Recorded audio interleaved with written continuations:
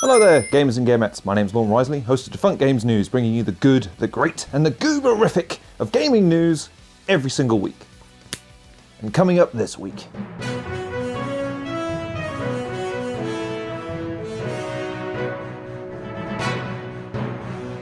Code Red as CDPR are set to unleash the Hydra that is the 1.2 patch following a litany of other new screw-ups. We catch up with what that good-looking Cyril's got cooking, and other highlights to come include the internet retaining its undefeated streak. Stay tuned to witness the majesty. So we kick off this week with news of... it's just brilliant. It's massive in terms of scope, scale, size, and frankly just an excuse for me to bust out my favourite jingle. What now, Cyberpunk? What now, Cyberpunk? Yes, this is the news that CD Projekt Red have finally dropped a patch for that never-endingly nagging toddler that is Cyberpunk 2077, the 1.2 patch, which we can finally predict will bring an end to the development of Cyberpunk 2077 and hail an end to any future Oh, I'm sorry, I couldn't even make it through the end of that sentence. There's no way this isn't breaking it further. I mean, can you blame me? But, after a million delays prior to its release date of the 10th of December 2020, and millions more moronic mistakes since, it's not as if CDPR have exactly cultivated a reputation in the same vein as, say, a wood-burning stove. But lo, this week, CDPR has announced that Cyberpunk 2077's long-awaited 1.2 patch is coming to PC, consoles, and Stadia soon. The proclamation from On Nye City includes a list of changes including enabling ray tracing on AMD graphics cards. CDPR, devils that they are, teased some of the patch's other changes earlier this month, and it's now arrived late and drunk to the party. We can now report that the 1.2 change list includes a bloody load of changes, ranging from the teeny tiny to the Jesus tap dancing Christ, how was that not fixed before you shipped the thing? Because this is Cyberpunk 2077, and this is CDPR, the people that wrote the book on getting the basics wrong and spelt it BASIKZ. But let's run through the patch very quickly in terms of some of the details of the gameplay section, shall we? I'll consult my list here. The NCPD spawn radius for when the player commits a crime has been increased. New steering sensitivity slider added to control setting, allowing for reduced steering speeds for all vehicles and all input settings, particularly useful for keyboard users. Adjusted the vehicle steering code to better work in low and extreme high freight situations to produce more consistent results. Improved steering on base consoles.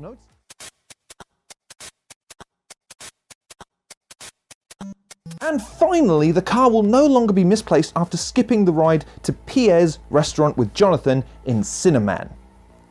Moving on to quests, posters on Stadium Love can no longer be destroyed before the contest, which could lead to a blocked progression for the quest. They won't go when I go now updates properly if V leaves the studio early. Fixed inability to draw weapons at the Poppy Farm during the hunt. Fixed an issue where using grapple on gang members could break progression in.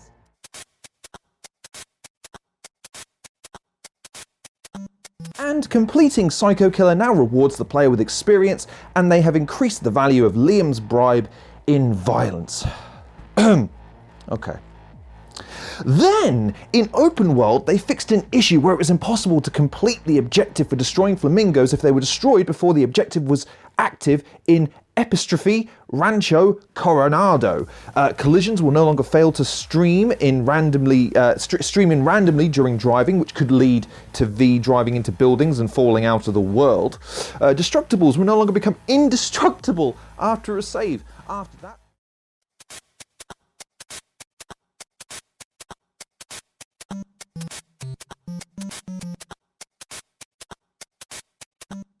and finally, fixed issues with invisible colliders present on locations and fixed multiple issues with higher resolution textures failing to stream in.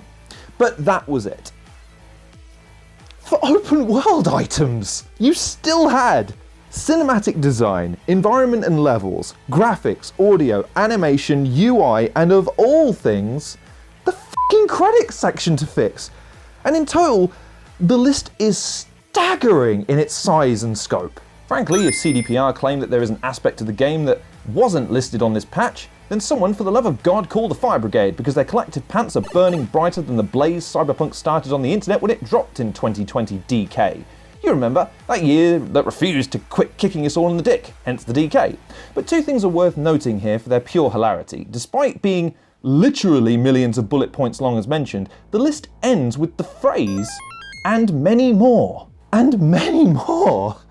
Many more than the infinite list you produced? I can't tell if CDPR are having a sly dig at themselves, or in fact if they've mastered Chuck Norris's ability to count to infinity and they're just showing off at this point. And speaking as a master in 7th degree black tie in the self-deprecating martial arts, I sense a worryingly lacking sense of self-deprecation here, which leads me to believe that they were being deadly serious with that remark. And not that you should have one, but my favourite fix of this list is something that will no doubt be immortalised in a million selfies and a million memes in the years to come. You see, shortly after the game's release in the year of our Lord 2020 DK, players began noticing that a massive sign in Cyberpunk's open world misspelt the name of the goddamn city the game is based in, Night City. That's right, the game's main location, akin to Batman, rocking up to a sign spelling Gotham City. As you drove out of the south side of town, you passed through a border checkpoint emblazoned with the phrase, "Leaving Night City," which the recent patch has made clear was not an intentional mistake, and we'll be seeing the new fix. In the environment and levels section of the notes, a small note reads, "Fixed the misspelt Leaving Night City sign." But beyond the proofreading errors, if you want to check the list out in its entirety, you can visit the Cyberpunk 2077 website and strap in for a list so long you'll enter retirement before you complete it. CDPR has not announced a specific release date for the patch at the time of recording, simply saying it's coming soon. Which could mean that the patch is likely to drop sometime around 2077, when the joke would be at its most potent. Like a cruel, patch-crusted time capsule, a patch-sule, if you will. As a matter of fact, while we're on the subject of time elapsing between now and when the game is actually playable, let's end on that note, because it's odd to note that Sony and CDPR have been suspiciously quiet as to when the game is going to be re-released on the PlayStation Store. In a coincidence of fate, given the 1.2 patch being announced the same week as this little milestone, which I'm sure CDPR were not aware of, wink, this week marks over 100 days since Cyberpunk was removed from the PlayStation Store after its legendarily lackluster launch. But even now, as the 1.2 patch begins to take shape as players get to grips with a revised version of the game, Sony and CDPR have been virtually silent on the topic as to when the Messiah of gaming will rise. Which might be expected of CDPR, given the little devils that they are, because they're not the Messiah, they're a very naughty boy.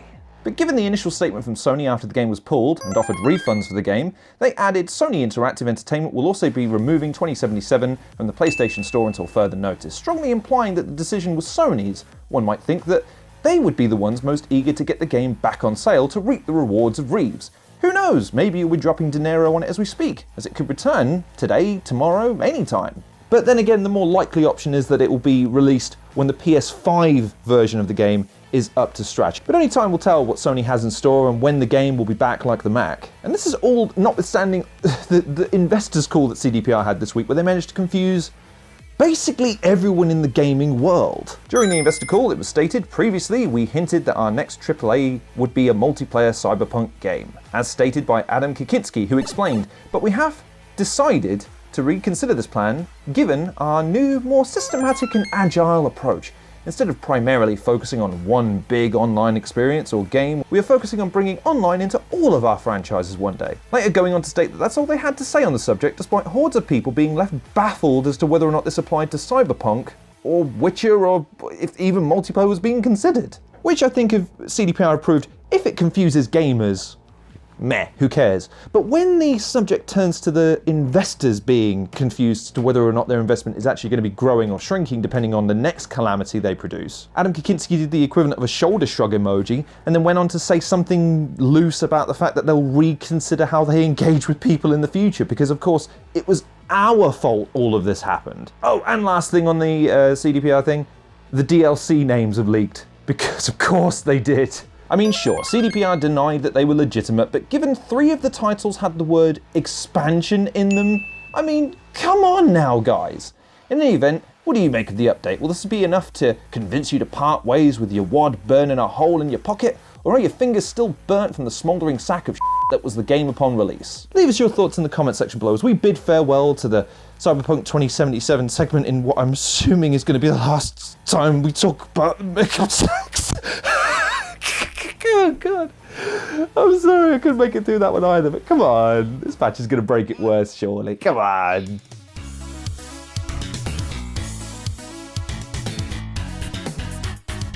And coming up next, we take a look back at the week that was Defunct Games and a look at a channel that played host to a number of delectable defunct delights of digital darkness. I'm so close to saying that offhand.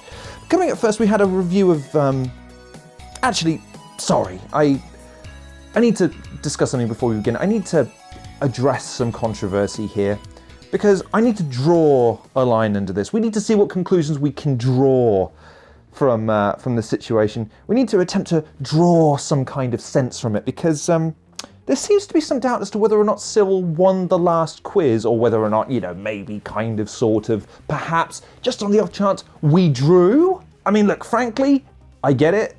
You all want to see Cyril win. Cyril's the big shot, he's the big cheese on the channel, and I'm just a lowly news guy. But for once, I got 3 answers right, and that should have been a winning score, at least a draw. 4 is just Cyril showing off. And if Cyril's he's the one who's precise on things. He said Bleem cast in the answer. He did not say Bleem. Present day, past day, Cyril is right on this. I have to draw a line to this, okay? But do me a favor. Go back, watch the quiz, specifically note the answer to the question, and leave me your thoughts in the comment section of that video immediately so we can draw a line under all of this. Okay? Now, we have that water under the drawbridge.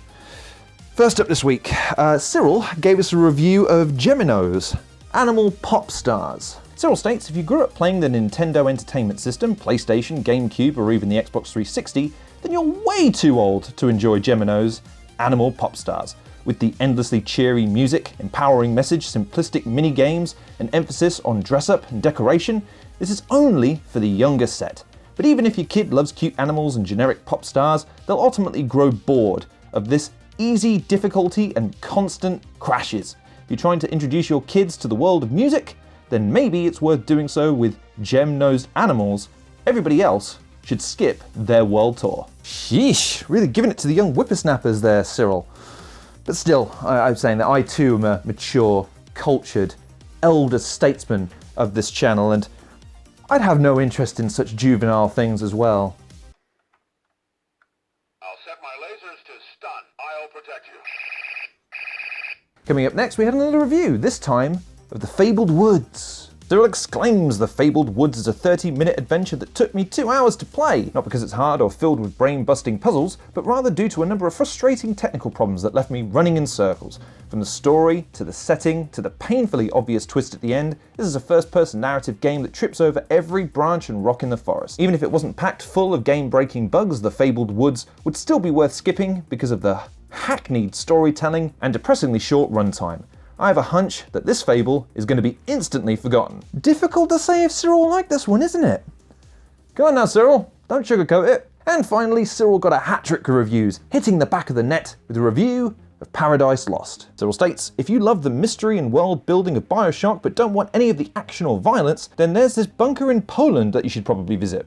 This is a compelling adventure where a young boy goes on a journey of discovery, all while exploring a fascinating underground setting full of surprises. This is a perfect example of how important a fully realized world can be to a game, and it's likely the thing you'll remember most about this 4-hour game. Sure, it has some technical problems and it could use a rewrite, but Paradise Lost is a game worth finding. And there you have it, another week of Defunct Games in the books, and indeed a special video commemorating 20 years of Defunct Games celebrated on April Fool's Day of all things, that only the talented Cyril Lachelle can bring you. So join me, won't you, in wishing Cyril a very merry, happy returns on the empire that he's built. Now that's all that's left is for me to ascend to the role of Grand Quiz Master, usurping control from Cyril and Defunct Games, ruling forevermore.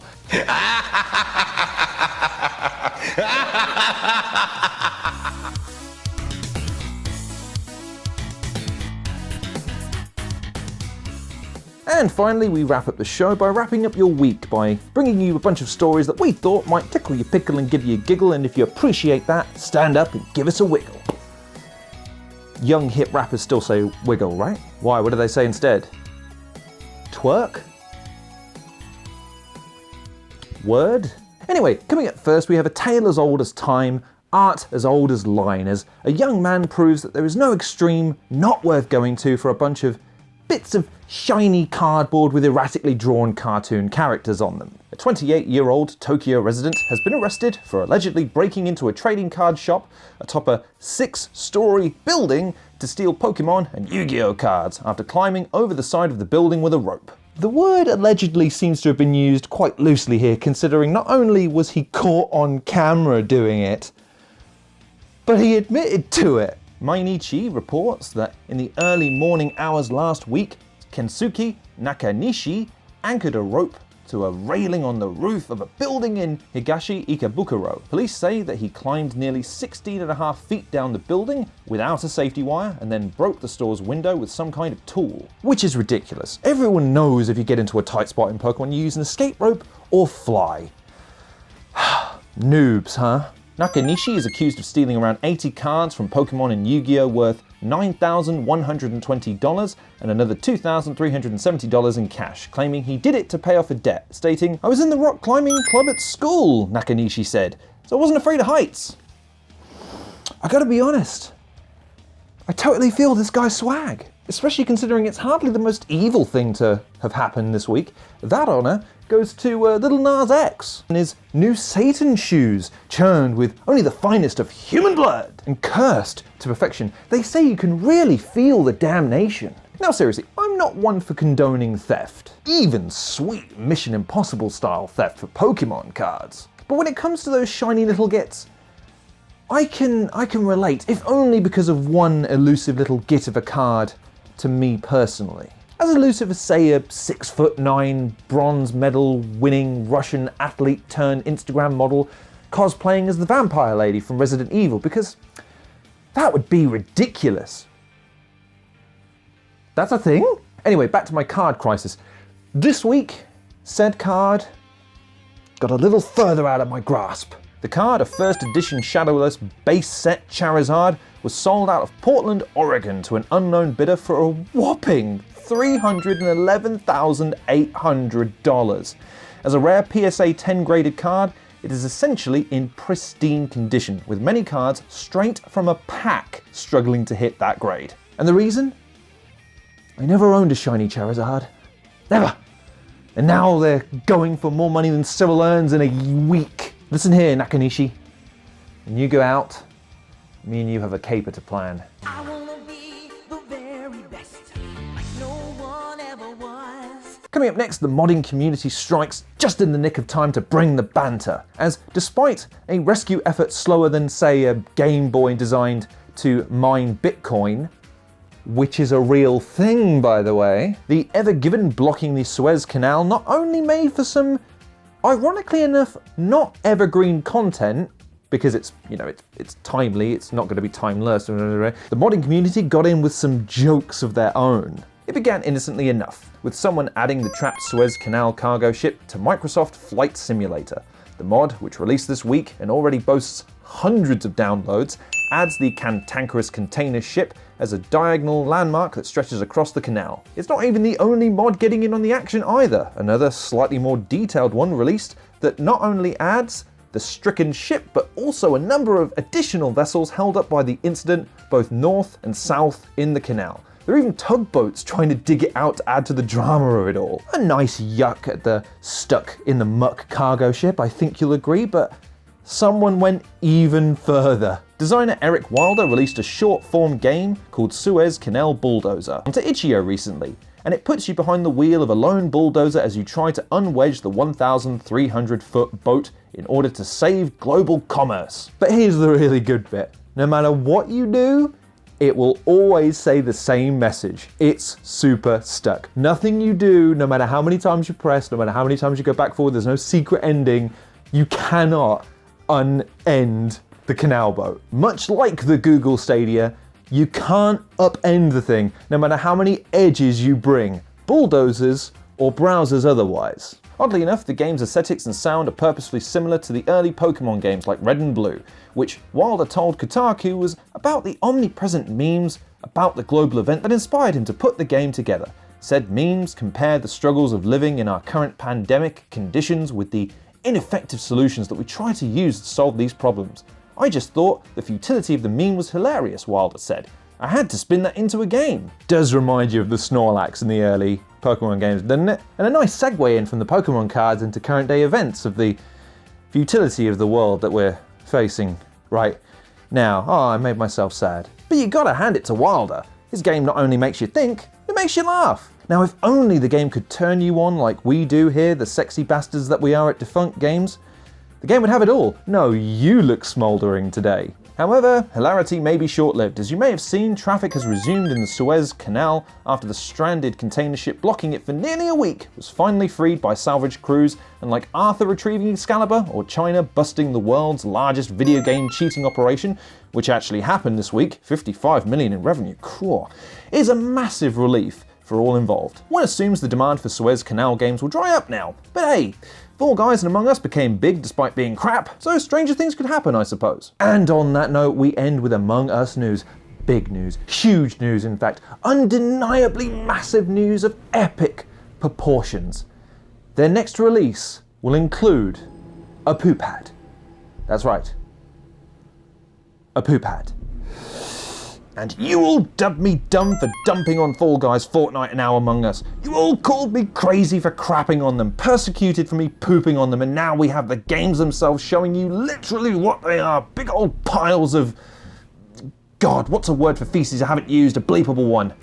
Oh, I know. Okay, technically it's a chocolate ice cream hat.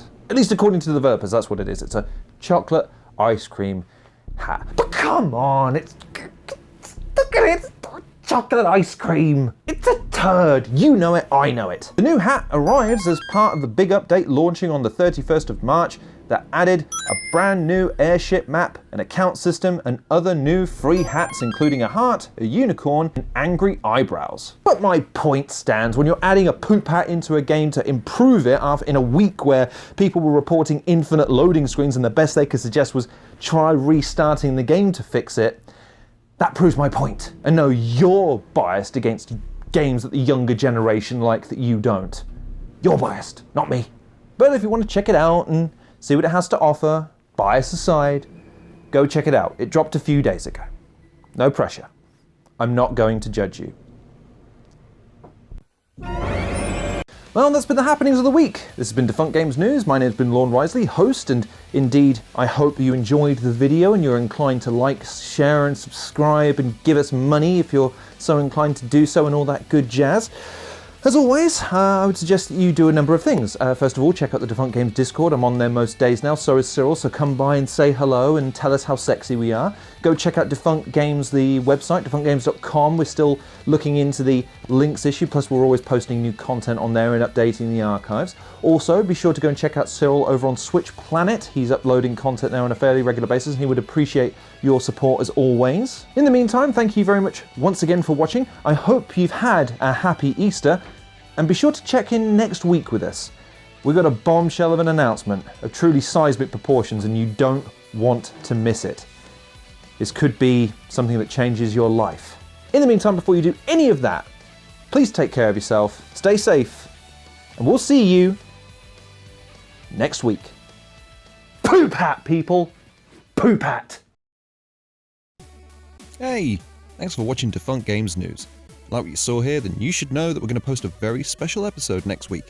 Some real game-changing stuff, so you'll want to tune in for that. Now here's the question I have for you. What's your favourite Pokemon? I know Cyril's not a big fan, but for me, Pokemon was everything when I was a kid. And, if you're asking, it was Charizard, obviously. Oh, the Charizard shiny card, how I love you so.